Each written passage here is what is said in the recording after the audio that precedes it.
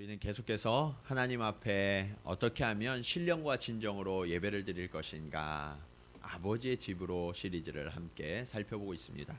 오늘은 8번째 구원이라는 제목으로 여러분들과 함께 은혜를 나누고자 합니다. 오늘 본문은요, 우리를 드디어 지성소로 안내합니다. 우리는 하나님의 성막에서, 거룩한 곳에서 하나님을 예배하는 법을 배우고 있는데요. 그 끝에 가장 거룩한 곳, 지극히 거룩한 장소인 지성소가 오늘부터의 이야기입니다. 이 지성소는요, 하나님의 임재와 영광으로 충만한 곳이에요. 지성소엔 누가 들어가냐? 제사장, 그 중에서도 대제사장만 들어갈 수 있었어요. 그리고 아무 때나 들어갈 수 있는 것이 아니라 1년에 한 번 속죄일에만, 그리고 숫소와 그리고 숫염소의 피를 가지고 들어가서 그 피를 지성소에 뿌려야만 우리가 정결하고 거룩하게 되어서 하나님 앞에 들어가 예배를 드릴 수가 있었어요. 자, 이 순간이요, 하나님을 만나는 순간이 되게 하신 거예요. 그런데 성경은요, 이 대제사장만이 아니라 오늘 하나님 앞에 예배를 드리시는 저와 여러분 모두가 하나님 앞에 나올 수 있도록 길을 여셨다라고 말씀하세요. 뿐만 아니라 대제사장이라도 1년에 딱 한 번만 하나님 앞에 나아갈 수 있었는데, 우리는 주일마다 하나님 앞에 나아갈 수 있잖아요. 주일뿐만 아니라 우리가 원하는 때 어느 때건 하나님 앞에 나올 수 있도록 하나님께서 우리에게 풍성한 길을 여셨다 하는 것이 성경의 약속이에요. 자, 그런데 문제가 있어요. 그게 뭐냐? 우리가 그렇게 주님 앞에 지금 나왔는데 어때요, 여러분? 하나님의 음성이 매주 똑똑히 들리고 계세요? 네? 하나님의 뜻이 무엇인지 깨달아지고 계시나 하는 거예요. 자, 하나님은요, 분명히 이 자리에 임재해 계시거든요. 그리고 우리에게 말씀하세요. 그리고 우리를 사랑한다고 하시고 우리를 치유하시고 우리를 회복시켜 주시겠다는 약속을 분명히 우리에게 주고 계셔요. 그런데 우리가 그 말씀을 들어야 하는데 그 말씀이 들리지 않는 것, 이것이 우리의 문제다라는 거죠. 처음 주님을 만났을 때 여러분, 그때 여러분의 심령을 한번 떠올려 보세요. 그때 여러분 어떠셨어요? 말씀만 들어도 너무나 감동이 되고 은혜가 충만해서 내 눈에는 나도 모르게 눈물이 막 흘러내리고, 그리고 내 입술에는 찬양이 넘쳐 흐르던 때가 있지 않으셨나요? 그런데 어느 때부터인가 내 마음이 점점 식어지는 것 같아요. 그리고 완고해졌다는 건 뭐냐면 하나님의 말씀이 들리지 않기 시작하는 마음이 완고한 마음이에요. 그래서 주일에 분명히 이 자리에 나와 있는데 말씀이 들리지 않는 거예요. 그 말씀이 내 가슴을 때리고 무너뜨려야 되는데 그런 일이 일어나지 않는 거예요. 아무런 감동도 없이, 아무런 깨달음도 없이 그렇게 앉아 있다면 오늘 이 시간이 우리에게 너무나 무익한 시간이 되고 말아요. 여러분, 분명히 기억하세요. 오늘 이 자리에 나와서 앉아 계신 저와 여러분은요, 최소한 하나님이 임재하고 계시는 거룩한 지성소에 들어와 계시는 거예요. 그러면요, 우리가 마음을 여는 순간 그 주님을 반드시 만날 수 있어요. 오늘 이 예배가 그 임재하신 하나님의 영광을 만나는 축복의 시간이 되기를 간절히 축원합니다. 그러면 우리는 어떻게 그 하나님의 영광과 그 하나님의 소망을 만나는 그러한 살아있는 예배를 날마다 드릴 수 있을 것인가? 오늘 말씀을 통하여서 함께 은혜를 나누고자 합니다. 오늘 말씀에 보면 하나님이 우리를 만나시는 자리가 있어요. 그 자리가 어디냐면 속죄소예요. 어디예요? 속죄소. 자, 그런데 하나님이요, 이 속죄소에서 우리를 만나실 때 속죄소를 향하여 명령하신 게 있어요. 자, 첫 번째, 속죄소를 언약궤 위에 얹으라라고 말씀하셨어요. 어디에 얹으라고요? 예, 언약궤 위에 얹으라. 증거판은 십계명을 이야기해요. 그러니까 하나님의 말씀을 그 궤, 이 궤가 언약궤예요. 그 언약궤 위에 놓고 그 위에 무엇을 얹으라고 말씀하세요? 속죄소를 얹으라라고 말씀하세요. 이 말씀만 읽어서는 사실 이게 무슨 뜻인지, 이것이 무슨 의미로 우리에게 하시는 명령인지를 우리가 잘 알 수 없어요. 그런데요, 여러분, 이 하나님의 말씀, 이 십계명은요, 공의로 심판하시는 하나님을 상징해요. 그러니까 그 공의 앞에, 하나님의 심판대 앞에 우리가 서게 되면 그 순간 우리는 무엇을 깨닫게 되냐면, 아, 우리는 죄인이구나. 하나님 앞에 도저히 설 수 없는, 어쩔 수 없는 죄인이 바로 나구나 하는 것을 깨닫게 돼요. 율법의 행위로 우리가 아무리 선하고 내가 이것은 꼭 지키고 도덕적으로 살아야 되겠다, 그렇게 살아도 하나님 앞에 의롭다 하심을 얻을 육체가 있어요, 없어요? 없어요. 어느 누구도 하나님의 의를 만족시키지 못한다라는 거예요. 그러면 이 율법을 왜 주셨냐? 그 율법은 우리의 죄를 깨닫도록, 아, 나는 죽을 수밖에 없는 죄인이구나. 죄의 삭은 사망이라고 말씀하시거든요. 그래서 이 죄 때문에 나는 결국 죽을 수밖에 없구나. 하나님의 심판대 앞에 서서 내가 아무리 발버둥치고 나의 선함을 증명하려고 해도 선함이 내게 없음을 깨닫게 하는 것, 그것이 바로 율법이라는 것. 그렇게 죽을 수밖에 없는 우리의 모습 앞에 탄식하며 낙심하고 좌절해 있는 우리들을 하나님은 여전히 사랑하신다라고 말씀하세요. 우리는 다 죽어서 어쩔 수 없는 존재가 되었는데, 아무도 우리를 구해줄 수가 없는데 하나님이 우리를 불쌍히 여기신다는 거예요. 그래서 하나님 편에서 대책을 내놓으셨어요. 그게 뭐냐? 그것이 바로 우리의 죄를 깨닫게 하는 그 언약궤를 덮어버리시는 거예요. 무엇으로 덮으셨어요? 속죄소로. 네. 우리의 죄를 용서하는 속죄소로 언약궤를 덮어버리신 거예요. 이것은 매우 중요한 의미가 있어요.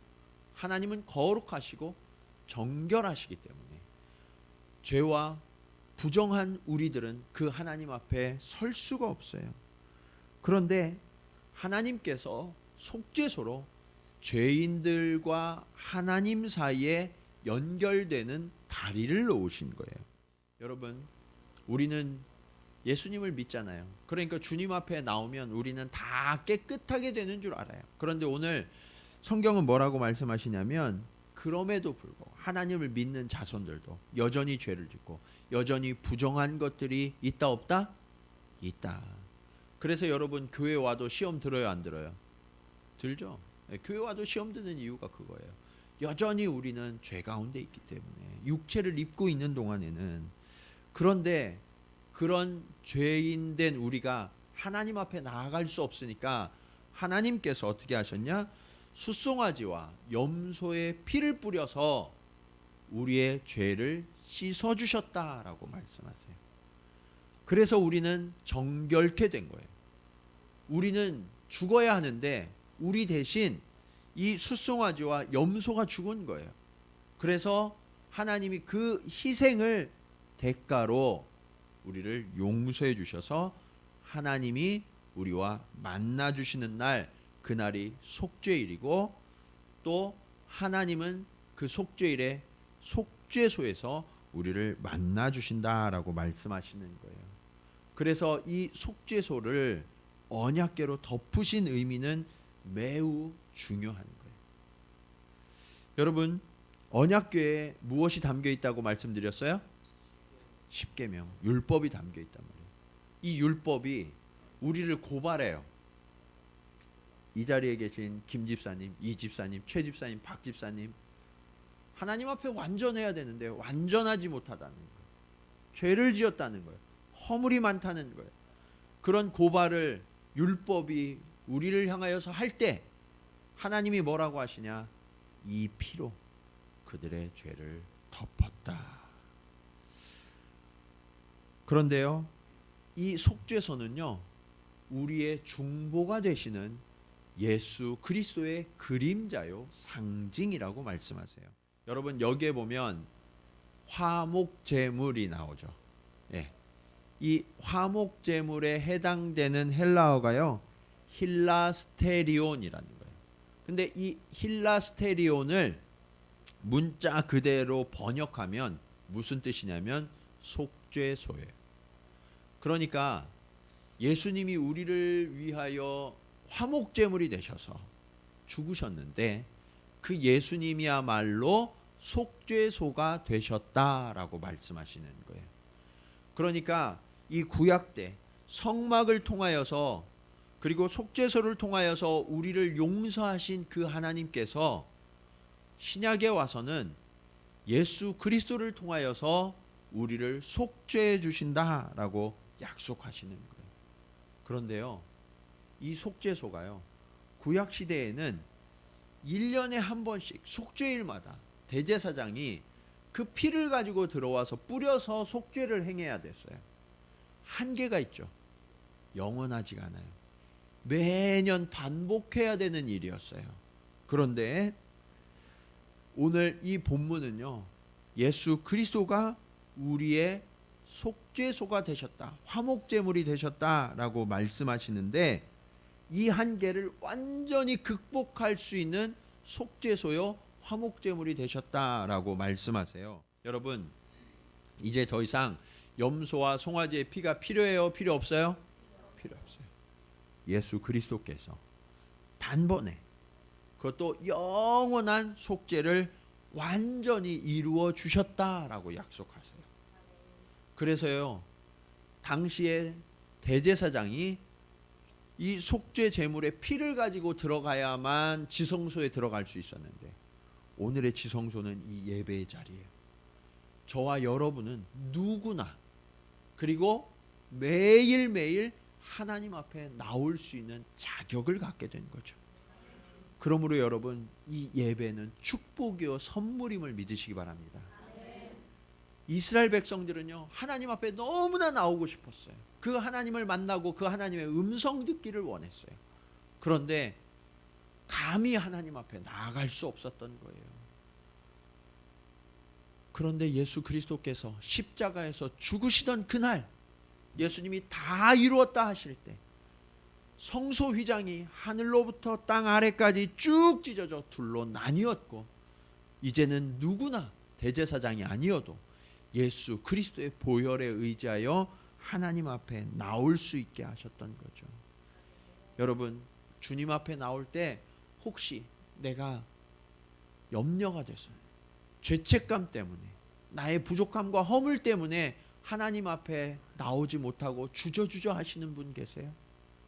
내가 상처가 너무 많아서, 나의 아픔 때문에, 죄책감 때문에 염려하고 주저하는 분들이 계시다면 이제 그 하나님 앞에 언제든지 나오시기 바랍니다. 예수의 보혈이 저와 여러분을 자유케 하셨음을 믿으시기 바랍니다. 이것이 하나님께서 예수 그리스도를 통하여 우리를 속죄하신 증거예요. 여러분, 오늘 이 예배 속에서 그 하나님이 우리를 자유케 하셨음을 약속으로 받으시고 언제나 주님 앞에 나와 살아있는 즐거운 예배를 드리시는 저와 여러분 되시기를 주님의 이름으로 간절히 축원합니다. 아멘. 자, 두 번째로, 주님은요 그렇게 우리를 영원히 속죄하셨는데 그뿐만 아니라 더 놀라운 선물을 부어주세요. 그게 뭐냐? 두 번째 교훈입니다. 속죄소 위에 두 그룹으로 덮으라. 여러분, 이 그룹은요 한 그룹 두 그룹 할 때 그런 그룹이 아니에요. 이 그룹은 뭐냐? 천사를 이야기해요. 뭐를 이야기해요? 네, 천사. 특별히 천사 중에서도요 하나님을 섬기는 천사, 네, 그 천사를 그룹이라고 이야기해요. 이 큐티 말씀을 묵상하시는 분들은 이 그룹이 하나님을 모시는 천사라는 것을 아마 잘 아실 거예요. 그리고 이 그룹이 있는 곳에는 하나님의 임재가 함께 하신다라는 것을 알고 계실 거예요. 여러분, 하나님의 천사가 있는 곳은 하나님이 함께 하심을 믿으시기 바랍니다.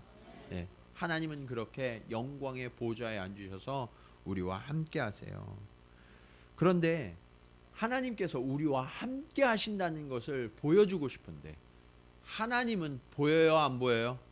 안 보이잖아요. 그러니까 그 하나님을 볼 수도 없고 그 하나님을 만날 수도 없어서 이스라엘 백성들이 단식하는 것을 아시고 내가 너희와 함께 한다 라는 약속으로 짓게 하신 것이 바로 그룹 천사예요.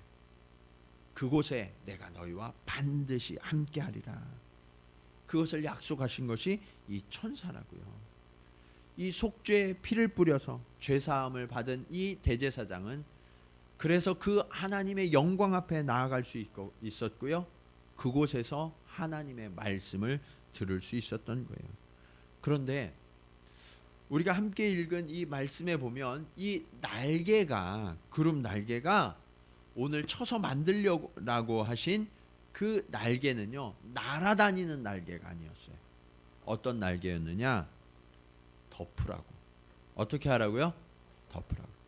속죄소 위를 덮어라 라고 말씀하셨어요. 여러분, 저는 이 동물의 왕국 이런 프로를 좋아하는데 여러분은 혹시 다큐멘터리나 이런 TV 프로그램에서 새들을 보신 적이 있으세요? 이 새들이 비가 많이 오면 어미 새들이 어떻게 하냐면 둥지로 급히 날아가요. 둥지로 급히 날아가서 그 둥지에 있는 새끼들이 비에 젖어서 추위에 떠니까 어떻게 해요? 날개 깃으로 그들을 덮어요. 그리고 엄마 새, 아빠 새 체온으로 그들이 춥지 않도록 그 몸을 따뜻하게 만들어주죠. 여러분, 이것이 하나님께서 그룹의 날개를 펴서 속죄소를 덮게 하라라고 명령하신 이유예요. 하나님께서 뭐라고 말씀하시냐면 우리를 어미새처럼 하나님께서 친히 우리를 덮으시고 우리를 보호해 주시고 우리를 안전케 해 주시겠다라고 약속하고 계시는 거예요. 여러분, 오늘 주의 전에 들어오셨잖아요. 주의 장막에 들어오셨잖아요. 이곳은 어떤 장소냐? 주의 날개 아래로 피하는 자리예요. 여러분, 인생의 광약길을 걸어가시면서 얼마나 고단하세요. 피곤하고 기진하여진 우리 삶이 어디로 피해야 위로를 얻냐면 주의 날개 아래, 그곳으로 들어와야만 우리는 참된 안식과 평안을 누릴 수 있다라고 말씀하시는 거예요. 그러므로 여러분, 세상에서 힘들고 어려울 때 사람들 만나서 하소연하지 마세요. 어디로 와야 될까요? 이곳으로, 주의 전으로 나오셔서 주님만이 주시는 참된 평강과 위로를 맛보시기를 간절히 축원합니다. 여러분, 하나님께서요 이스라엘 백성들에게 성막을 만드시고 그곳에 그룹을 두시고 임재하셨는데 이 성막이 있는 곳이 어디냐면 광야길이죠.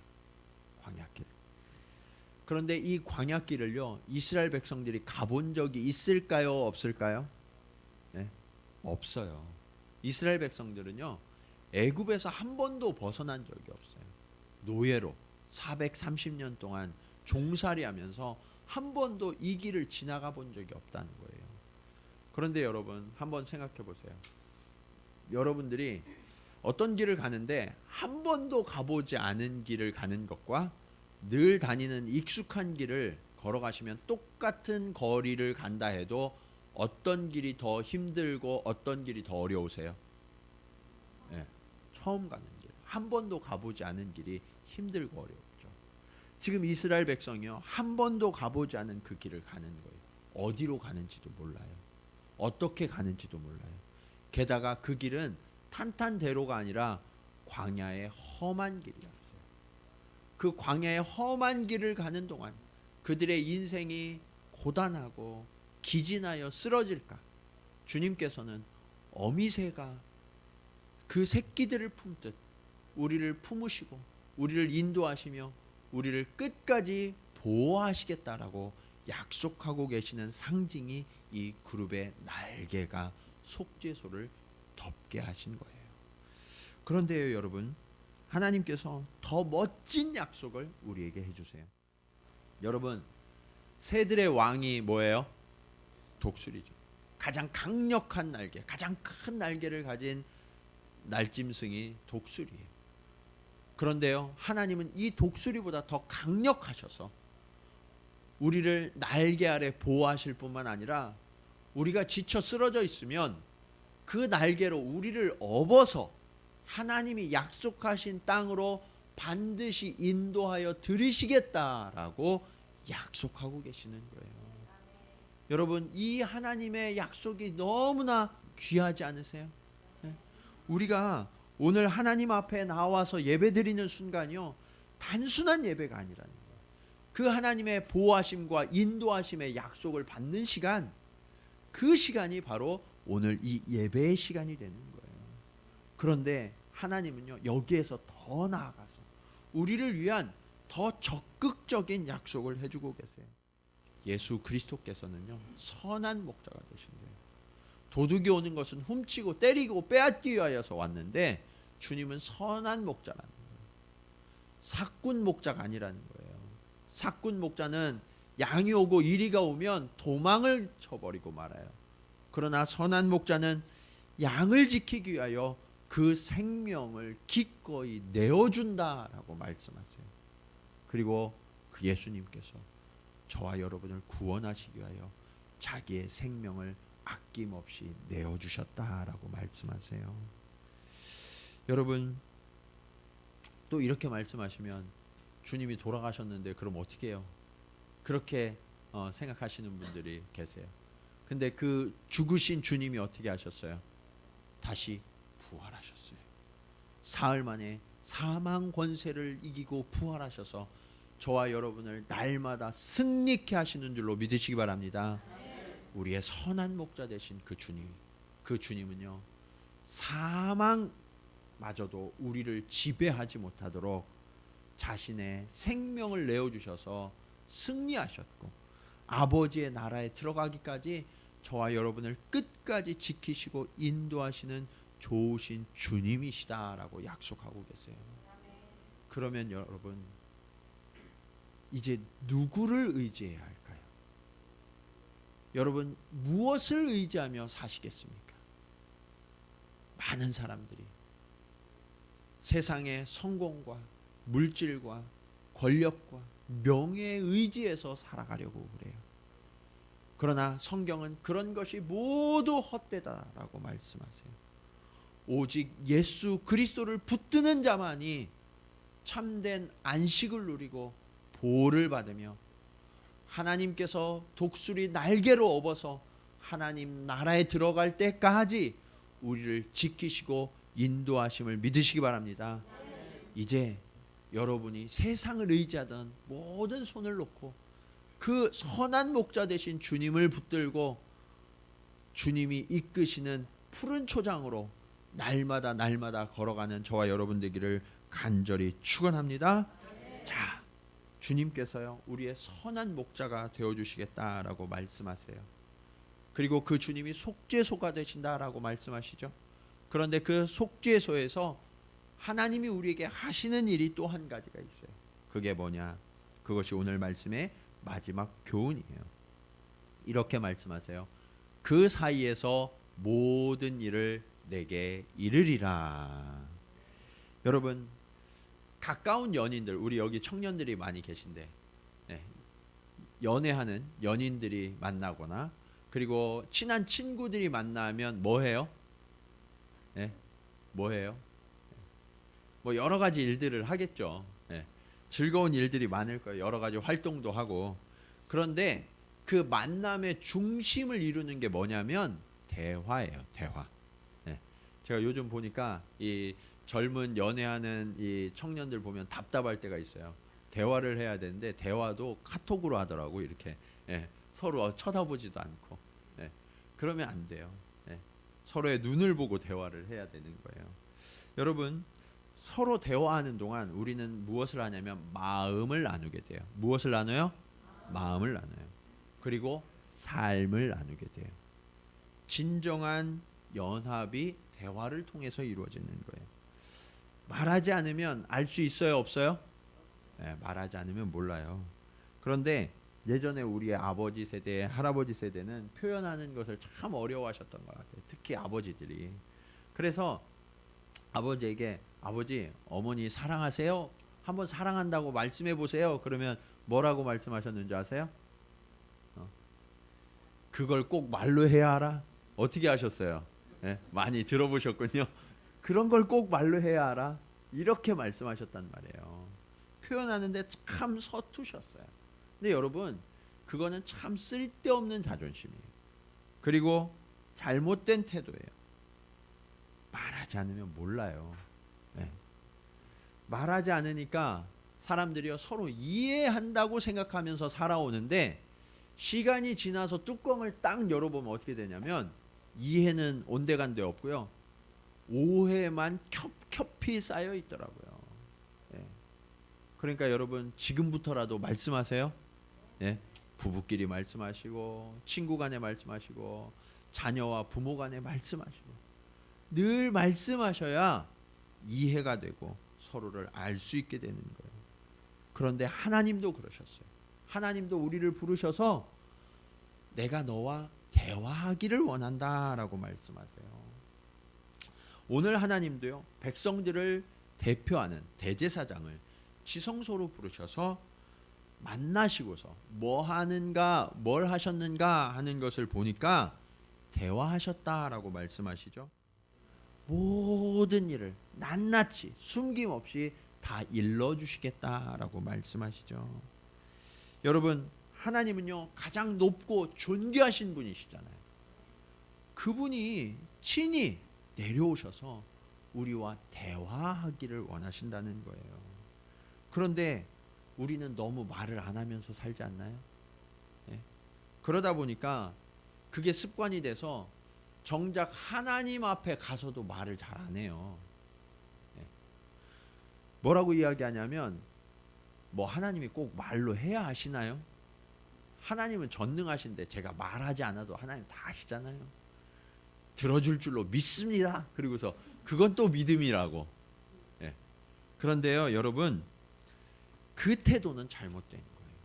하나님은요 우리가 하나님 앞에 낱낱이 다 아뢰기를 원하세요. 왜냐하면 하나님도 우리에게 행하실 모든 일을 다 이루시겠다고 말씀하시거든요. 진짜 중요한 건 관계예요. 관계. 하나님과 우리와 사랑의 관계를 맺어서 깊고 친밀한 관계를 맺어서 서로 아는 존재가 되기를 원하시는 거예요. 근데 우리가 하나님 앞에 말하지 않다 보니까 이 태도가 반복되면 어떤 일이 생기냐? 하나님을 모르니까 하나님께 대한 기대가 점점 줄어들어요. 그리고 그 기대가 줄어들다 보면 나중에 어떻게 되냐? 하나님 앞에 아무런 기대가 없어져요. 여러분, 그래서 매 주일마다 교회에 나와서 이 자리에 앉아 있기는 앉아 있는데 아무런 기대나 소망이 없이 앉아 있는 분들이 많을까요? 적을까요? 네. 많다고 하자니 거기에 내가 속할까봐. 네. 많아요, 여러분. 여러분 오늘 이 예배의 자리에 나오실 때 어떤 마음으로 주님 앞에 나오셨어요? 하나님께서 오늘 나에게 말씀하실 것이 너무나 기대가 돼서 하나님이 어떤 말씀을 하실까? 그리고 이번 한 주간 나를 위해서 어떤 일을 행해 주시겠다고 그렇게 하나님이 약속하실까? 그것이 너무 가슴 뛰고 설레서 이 자리에 나오셨나요? 대답이 없으시네요. 네. 그렇게 나오셔야 되는 거예요. 하나님은요 그 설레는 가슴으로 저와 여러분을 기다리고 계셨음을 믿으시기 바랍니다. 하나님은요 그렇게 우리와 관계 맺기를 원하시는 거예요. 그 모델이 있어요. 누구냐? 모세예요. 하나님은요 모세를 향해서 뭐라고 평가하셨냐면 나의 친구다. 뭐라고요? 나의 친구다. 얼마나 멋진 평가예요. 여러분, 이 말씀에 보면 하나님께서 모세를 얼마나 가까이 하셨는지 친구와 대면하여 말함같이 말씀하셨다라고 말씀하세요. 네. 하나님이 숨김없이 허심탄회하게 모든 일을 모세와 말씀하셨다라는 거죠. 자, 그런데 그것을 지켜본 한 사람이 있었어요. 누구예요? 여호수아. 여호수아는 아직 모세처럼 하나님과 대면하여 가까이에서 이야기할 수 없는 상황이었어요. 그런데 그게 너무너무 부럽고 사모함이 생기는 거예요. 그래서 어떻게 했냐? 모세는 진으로 돌아갔는데 여전히 주의 전에 남아서 떠나지 않고 있었다라고 말씀하고 있죠. 여러분, 이 마음을 품어야 돼요. 내가 아직 하나님과 그렇게 친밀한 대화를 나누지 못하는 것 같아요. 나는 하나님의 마음을 아직도 잘 모르는 것 같아요. 그렇게 말씀하시는 분들이 너무 많거든요. 그런데 문제는 그런 분들이 예배 끝나면 제일 먼저 가세요. 네? 기도회하고 기도 딱 끝나면 그냥 바로 일어나서 스프링처럼 튕겨져 나가세요. 그러면 안 되신다고요. 여호수아처럼 그곳에 머물러 서서 하나님 앞에 간구해야 돼요. 하나님, 저도 하나님과 가까워지고 싶어요. 그 하나님의 음성 듣기를 원해요. 하나님의 약속을 내가 분명히 깨닫기를 원해요. 저와 함께 해주세요. 그렇게 기도해야 되는 거예요. 그러니까 훗날 하나님은요, 여호수아에게 뭐라고 말씀하셨냐? 내가 모세와 한 것 같이, 모세와 함께 한 것 같이 너와 함께 있어. 내가 어디로 가든지 너와 함께하며 마침내 약속의 땅에 너와 함께 들어가리라 라고 약속하셨죠.